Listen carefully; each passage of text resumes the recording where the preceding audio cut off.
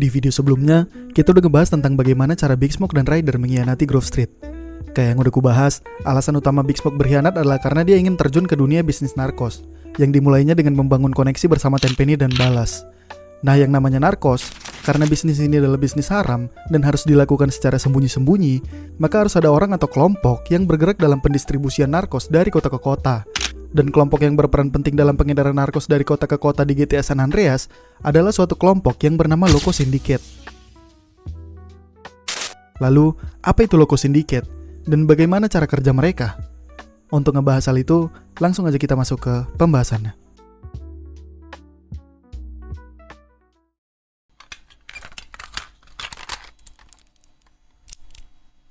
Loco Syndicate adalah kelompok kriminal yang beroperasi di bidang narkoboy dan bermarkas di kota San Fierro.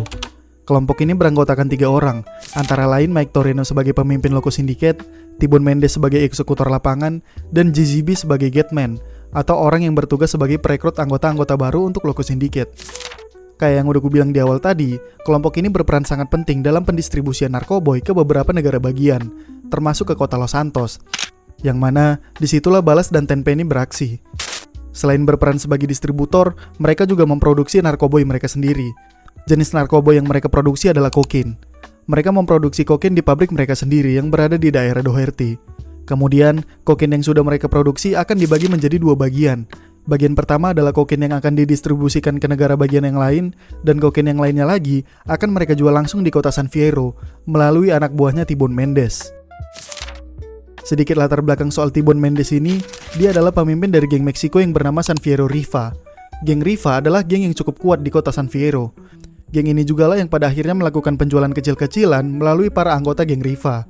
Oleh karena itu, Mendes yang tergabung di dalam Loco Syndicate seringkali dijuluki sebagai eksekutor lapangan, karena memang dia dan anak buahnya lah yang bertugas untuk menjual kokain ke seluruh penjuru kota San Fierro. Mendes dan anak buahnya juga bertindak sebagai backingan atau pelindung bagi Loco Syndicate. Yang namanya bisnis haram, gak mungkin kan gak kecium sama aparat kepolisian. Terkadang, kepolisian ataupun rival mereka seringkali melakukan interupsi terhadap penjualan kokain yang mereka lakukan. Dan disitulah tugas Mendes dan gengnya untuk membabat habis orang-orang yang mengganggu kelancaran bisnis narkos mereka. Jadi, seperti yang kita semua tahu, setelah misi Green Saber, CJ kan diasingkan tuh sama Tenpenny ke daerah perkampungan yang bernama Angel Pine. Nah, setelah CJ diasingkan ke Angel Pine, disitulah Big Smoke mulai membangun kerajaan narkoboynya sendiri, yang tentu aja di backup sama si polisi korup Tenpenny.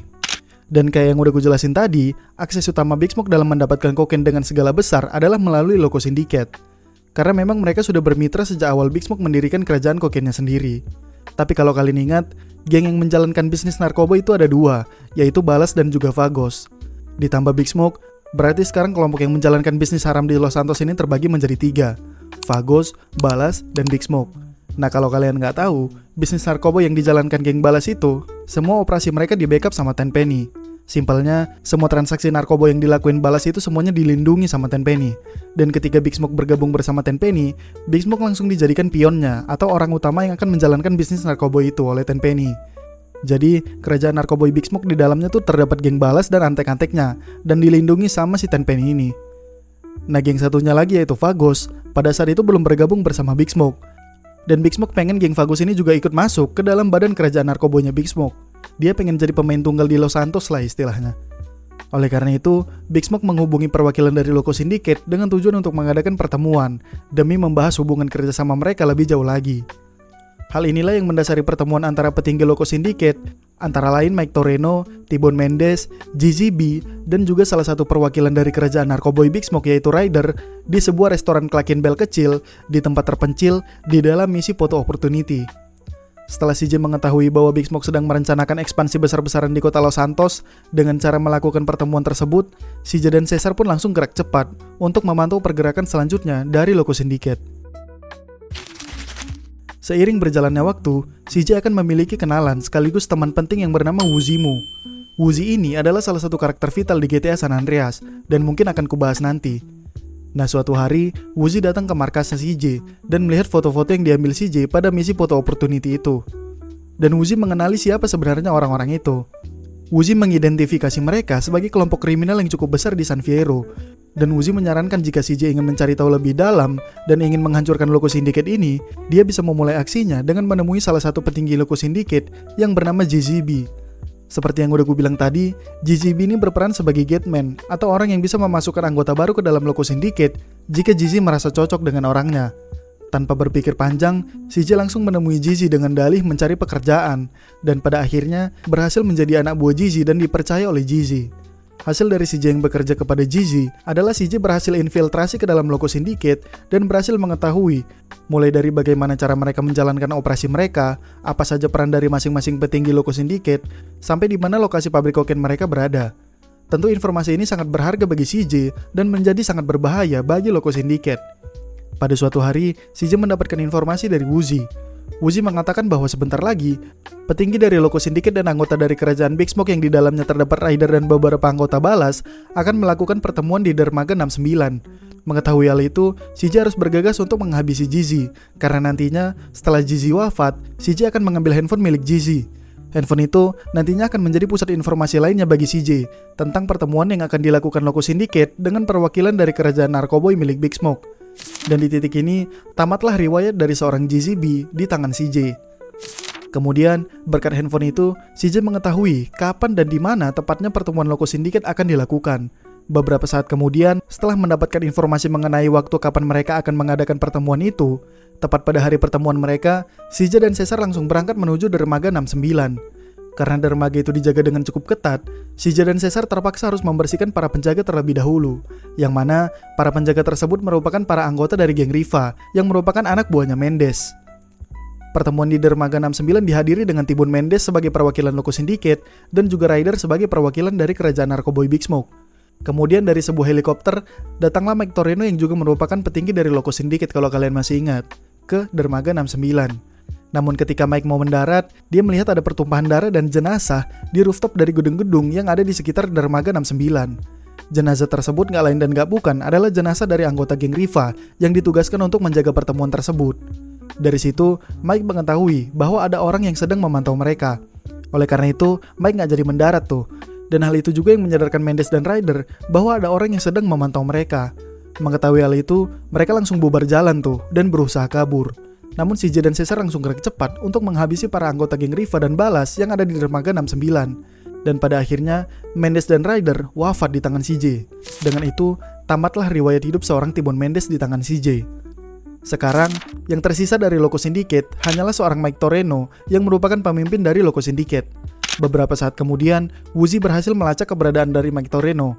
Uzi mengatakan bahwa saat ini, Toreno sedang berada di markas besar polisi San Fierro dengan sebuah helikopter.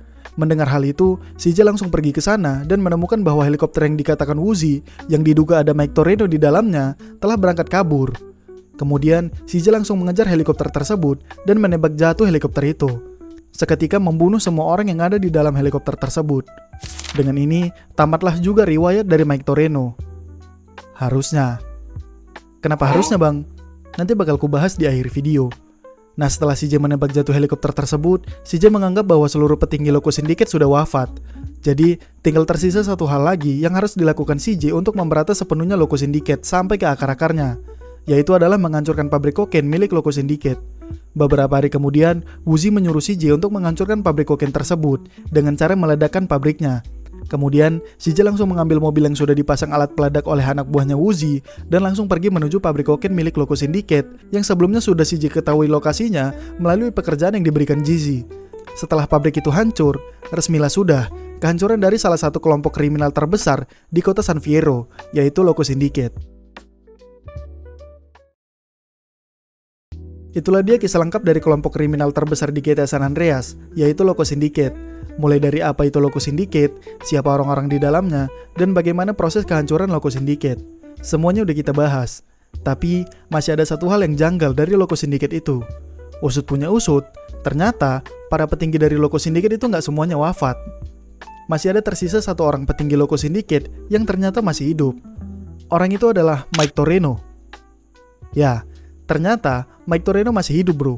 Yang itu artinya, helikopter yang kita tembak jatuh pada misi Toreno Last Flight, itu tuh Toreno nggak ada di helikopter tersebut. GZ dan Hernandez kan jelas tuh, kelihatan wujudnya pas kita bunuh. Nah, Toreno ini enggak, bro. Di misi pembunuhan Toreno juga yang kelihatan cuma helikopternya doang. Helikopter yang Uzi bilang kalau Mike Toreno ada di dalamnya. Namun nyatanya gak ada Toreno di dalam helikopter tersebut. Artinya Toreno berhasil menipu Uzi dan juga CJ sekaligus. Langsung kena 2 tuh Toreno. Jadi sebenarnya siapa itu Toreno?